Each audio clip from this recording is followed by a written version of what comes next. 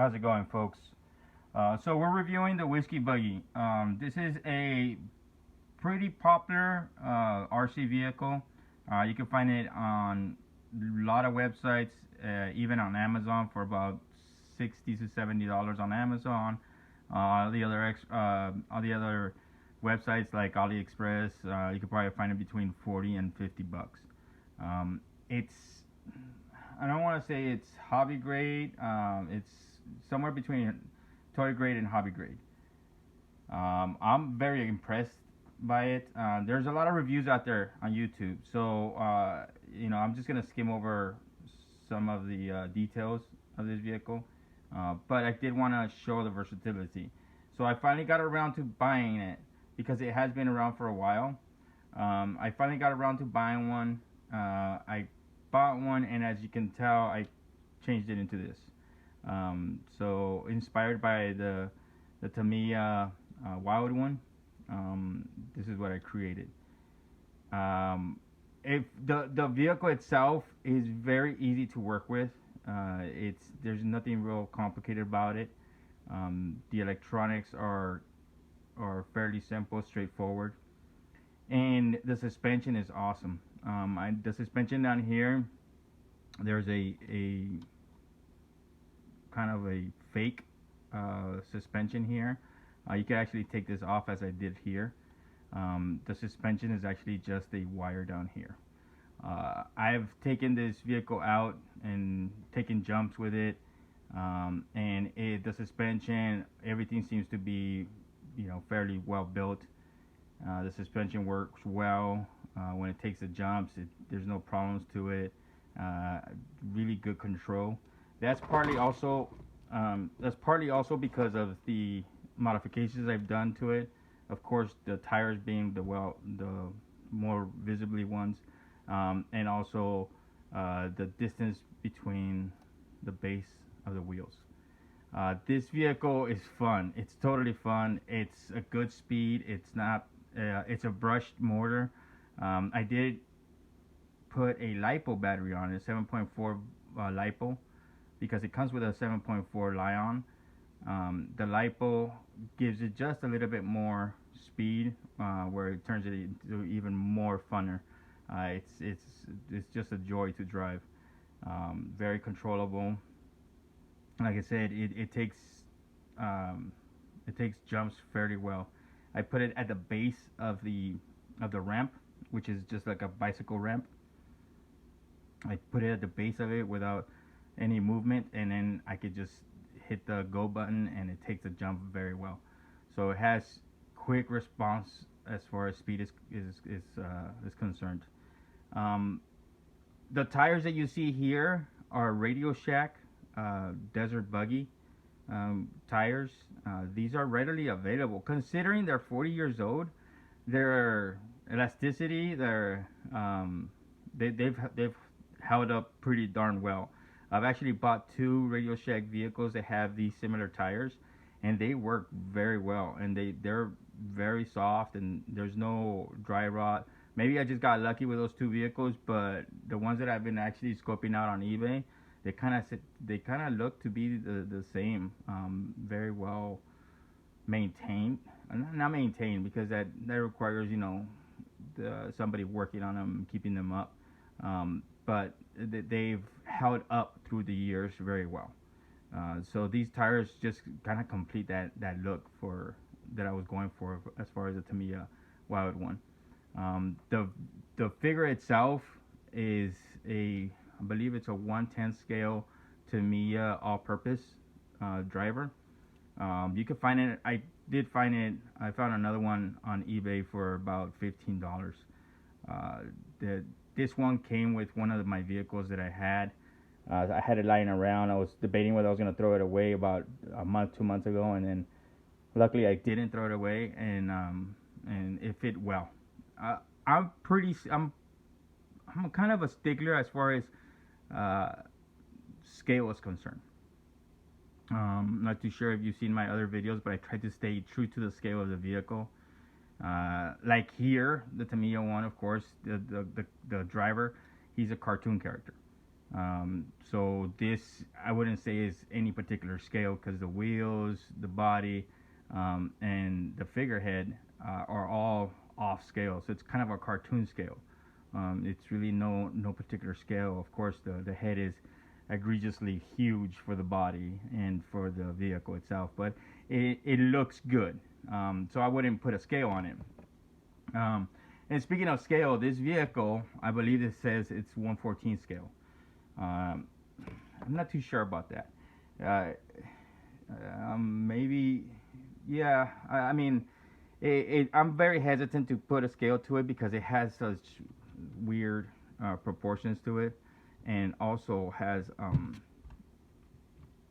once you take away the fenders, you see that there's a little space here between the body and the cage here. There's a lot of room here on both sides where there's some modifications can be done there. I can expand this body.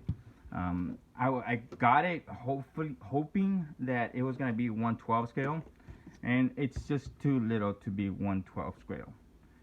But again, with that space, I think I can work it where I can expand the body, where I can use this for 1/12 scale. Crazy toys, I believe, or crazy figures. These figures are said to be 1/12 scale, and as you can see, they have a completely different scale system. I've talked about scales before, and I get it that not all human beings are as tall or as big as, they're equally sized, which it makes complete sense. In the GI Joe universe, you have small GI Joes and large GI Joes, but the weapons, specific item in that realm, it's not going to change in scale. So an M16, whether the figure is small or big, it's still going to be the size of an M16. So the scale remains. That's my complaint with the crazy toys or crazy figures. Their M16s look small, their grenades look small.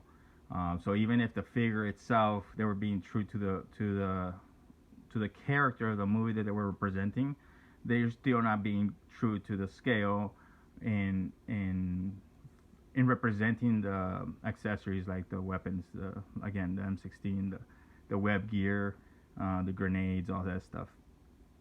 So I'm a little bit disappointed when I bought this figure. But I keep it around, and I think it would work well with this vehicle.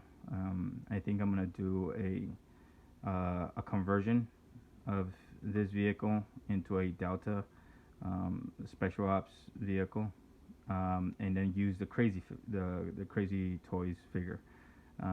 So another thought that I had was, the Flame Toys model of the All Striker.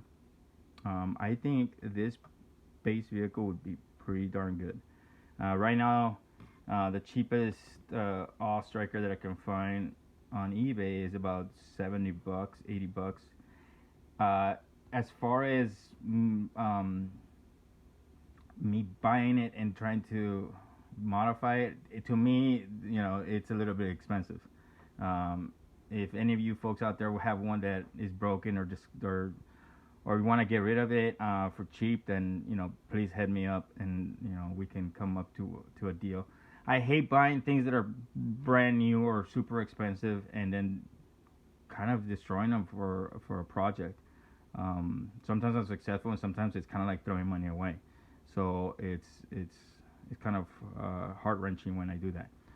That's why I kind of wait until the very end, until it's a more affordable price, and I feel comfortable making it an experiment. So that's my project here for this vehicle, and I think it has a lot of potential. And just to let you know and let you see, the wheelbase.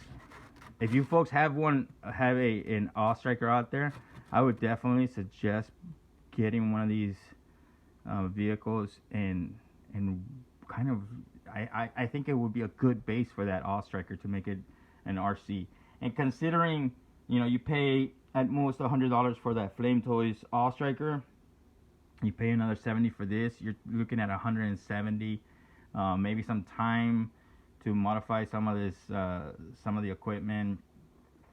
Some aftermarket tires. These are WPL tires that go.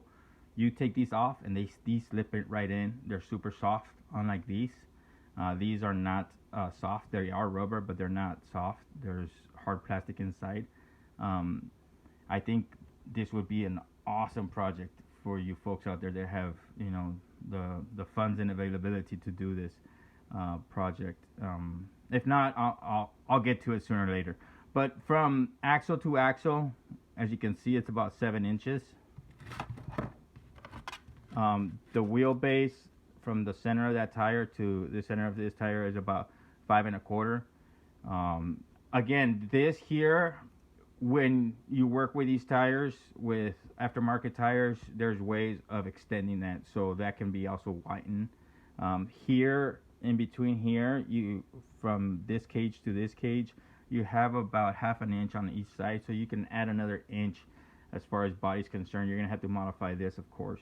I've shown videos of how I've modified bodies from the Vamp GI Joe, extending those bodies. It's a fairly simple process. If you get a chance and you want to work on a project like this, by all means, you know, look up those videos.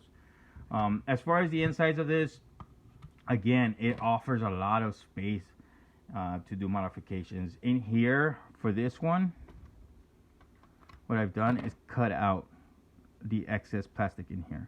So they've made a little bracket. This is the pocket where the battery sits, of course. But I was able to cut out this portion in order to get more leg room and space to work with. The board, the receiving board, and the electric speed controller, it's a combination board, and it sits right underneath the driver. It sits right here. That's why these seats are lifted up. You can easily remove this panel, move this board over to this side, and it gives you a lot of leg room. This vehicle, when I was playing around with putting this figure into this vehicle, I noticed that, you know, there's no room as it sits without any modifications in this vehicle. There's no room to put this figure. But looking at and doing some research and looking at pictures on the internet of the original vehicle, these seats were actually practically sitting on the bottom. So I didn't notice it at first, but I kept on thinking and using that as a reference point for any modifications. And I finally noticed that, you know, the regular human beings were sitting on basically the bare bottom. This vehicle is very tear down. It's an engine, and a couple axles, and that's it. There's no ifs, ands, or buts about it. It's a light vehicle. It's supposed to be light. It's a fast attack vehicle. So there was nothing much to it. It's kind of like nowadays they have the ATVs and whatnot, but and other vehicles that are just stripped down and they're bare bones. So you could easily, like I said, you could easily move that circuit board over, and then there'll be enough space for this figure to sit down completely flat on the ground, with a bare minimum of seat. And I think it might look up to scale to a real one, or at least near enough where it's negligible in difference, and aesthetically looking, it looks good. So keep that in mind. There's a lot of stuff you could do with this. Even doing a fast attack vehicle, Tamiya style vehicle, I think this is a good base vehicle for that. The Tamiya Wild One, the Delta attack vehicle, which has a extra cage up here with a more armament up top. I think that's doable with this vehicle. There's a lot of potential for this vehicle. There's just a lot of fun stuff that you can do. I want to buy some more. This one I got for $45.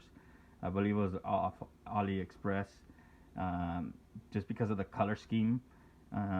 The other ones are different color scheme, I think blue or black. And this one, because it was just brown color scheme, it was $40. I say shop around. I wish I could put links down below for you, but I'm not too tech savvy with it or keen on doing that, um, because I just don't know how to. So, but if any of you do know how to put that link, put it on, by all means, put it on the comments section for others to benefit from.